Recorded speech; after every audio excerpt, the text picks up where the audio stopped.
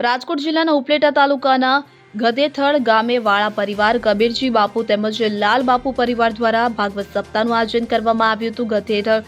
ગધેથળ ગામે ગાયત્રી આશ્રમ ખાતે લાલ બાપુ પરિવાર દ્વારા અનેક કાર્યક્રમો કરવામાં આવે છે, જે દર કાર્યક્રમોમાં ગાયત્રી મંદિર ખાતે હજારો શ્રદ્ધાળુઓ પધારે છે। ત્યારે આ ગાયત્રી આશ્રમ બાજુમાં ગધેથળ ખાતે ફરી એકવાર ભાગવત સપ્તાહનું આયોજન શ્રી વાળા પરિવાર, કબરજી બાપુ પરિવાર અને લાલ બાપુ પરિવાર દ્વારા કરવામાં આવ્યું હતું। જે ભાગવત સપ્તાહનું આયોજન કરવામાં આવ્યું હતું તેમાં વાળા પરિવારના અને લાલ બાપુ પરિવાર દ્વારા સર્વ સાધુ સંતો ગિરનારમાંથી પધારેલ અને દરરોજ જે કલાકાર આવેલા તેને સાલ ઉઢાડી અને સન્માનિત કરવામાં આવ્યા હતા। તેમજ ઉપલેટા શહેરમાંથી પધારેલા મહેમાનો, રાજકીય સામાજિક આગેવાનોના સન્માન કરવામાં આવ્યા હતા।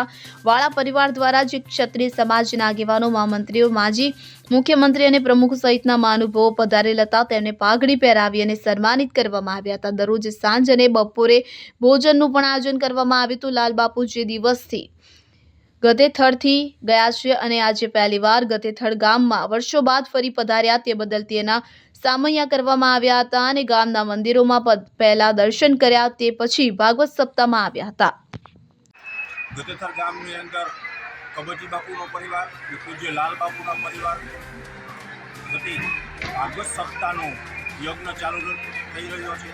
ત્યારે આજે ચોથો દિવસ છે અને લાલ બાપુની પધરામણી થઈ તો હજારો માણસોએ દર્શનનો લાભ લીધો અને હજારો માણસોએ પ્રસાદનો પણ લાભ લીધો।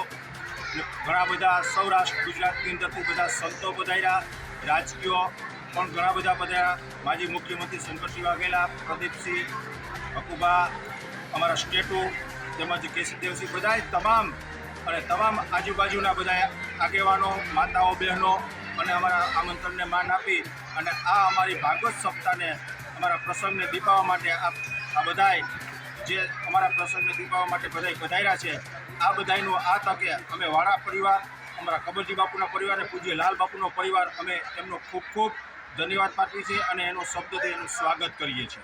સરફરાઝ કોડી સાથે સીન 24 ન્યૂઝ। હવે જુઓ દેશ દુનિયાની તમામ ખબરો તમારી આંગળીના ટેરવે। ઉઠાવો મોબાઈલ અને ગૂગલ પ્લે સ્ટોર પરથી ડાઉનલોડ કરો અમારી CN24 ન્યૂઝ મોબાઈલ એપ।